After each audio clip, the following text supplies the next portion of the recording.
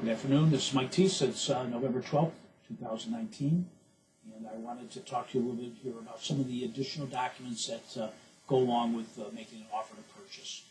We've talked about many of those documents already.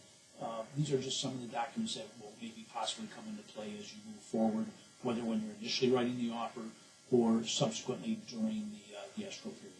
First one I want to talk about is a promissory note. We do actually have a promissory note as a document in our templates and currently .loop.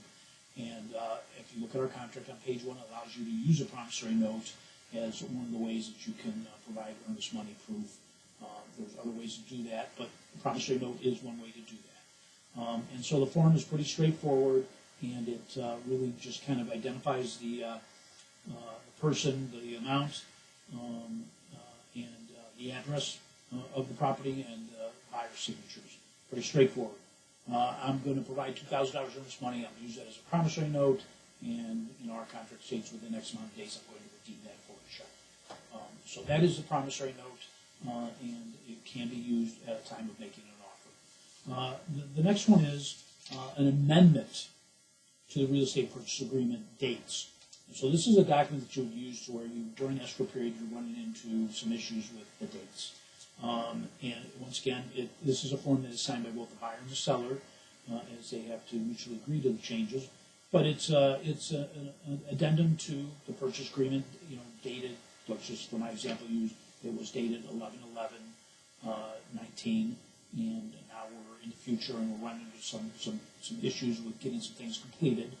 My advice to you typically is that if you're getting beyond the contracted dates of things to be completed, I think it's in your best interest, and more importantly, it's in your client's best interest, and quite frankly, the other client's best interest, to kind of get in writing where you're at in the transaction. So what are those items that we're talking about?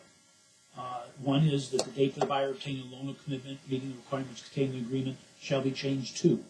So let's just say you don't have the loan approved. And you said you're going to have it approved on the 30th of November, and here it is that you're not going to have that. This would be an example when you would use that form to get everybody to agree and to continue to stay in compliance per the original contract. And number 2, the date for the deposit of all documents and funds in escrow to close a transaction shall be changed to. Kind of a similar situation. Probably the ones that are the most significant that are typically being used the most are the date for title transfer shall be changed to.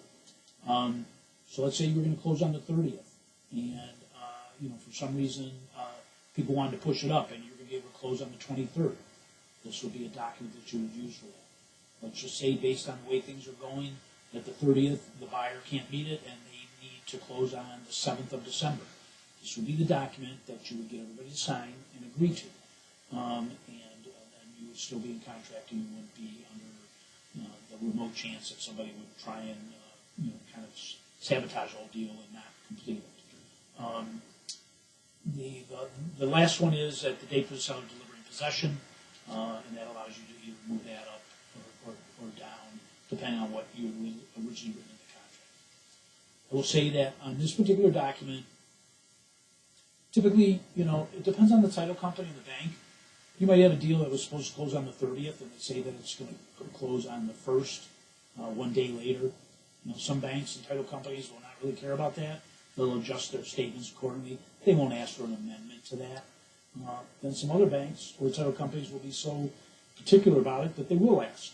So you just really need to understand who you're dealing with and what is the best way to move forward with that. But I would always err on the side of caution in representing your clients, making sure that when these things change, you're getting them agreed to in writing by the buyer and seller, and then that way, you're not going to ever put yourself in a position where you're going to lose out on something because someone's going to point to inaccurate documentation of the change and use that to wiggle out of a deal, and that does happen. So don't be the agent that just is lazy, or you rely on the other agent and they say, don't worry about it, we're going to be good, and then you're not. You're good until you're not. So that's a little bit about that. We do have a blank addendum document as well. That's another document that gets used a lot of times when making offers or making changes during the course of escrow, and it's a blank addendum. The top of it says addendum, and it gives you a line you should identify, whether you call call it Addendum A, Addendum B, Addendum C, Addendum, specific to, a particular issue with the transaction. But you should identify the addendum. And it basically identifies the property and the people, and then it just says the following is hereby mutually agreed upon by said buyers and sellers. And then it gives you a blank canvas to write whatever you want to write, right, wrong, good or bad.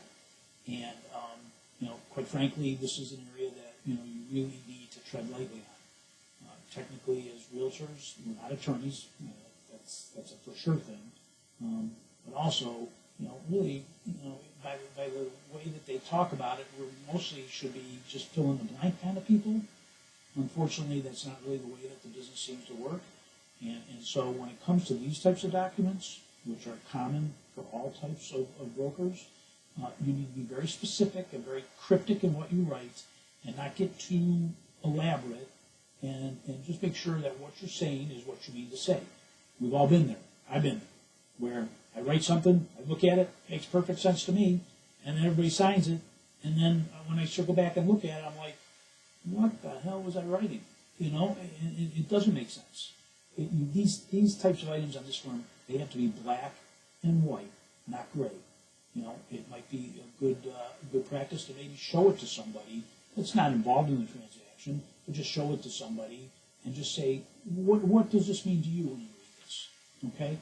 Because we've all been there. You see things in life that you read it and you interpret it one way and the other person interprets the other way, and if you really look at it objectively, it's like, yeah, I can see where that could be misconstrued. So, my advice to you on these is just to be very, very specific, and these should be used as little as possible, okay? And then I think I got one more. We do have a form called a bill of sale. And it says basically subject to the conveyance of the property from the seller to the buyer. Sellers transfer the below stated personal property for consideration of, and then you can put a dollar figure in it. So let's just say you get a transaction done and you're moving forward, and the buyer and seller come to an agreement that they want to buy the couch and the TV stand and the pool table for $500. You as a realtor can use this to write this up to help them to agree to that in writing. It's not part of the transaction from the standpoint of the loan, but it just kind of really IDs, correctly what is agreed upon. You can also use this more importantly from, we all know that, lenders don't want to see personal items on, other than appliances, they don't really want to see personal items written into the purchase contract. Like, it also includes the pool table, the above-ground pool, and the snow blower. Those are what they consider to be personal items, and they don't want those to go on the contract and potentially kind of muddy up the waters when it comes to appraising for value. So this is another time where you can use this type of a document, even when you're writing the offer, and you can put these on there, and you can say for the consideration of no money, for the consideration of $1, is something I use a lot. I don't know if that dollar ever shows up anywhere, but it is a way to kind of separate them, and we do have a form for that, and it's called the bill of sale. So those are, I think, some of the additional documents that could come up in the course of writing up a purchase agreement, and then also in the course of during that escrow period having to make some additional changes. So that's it, and this is Mike Teese. Thank you very much.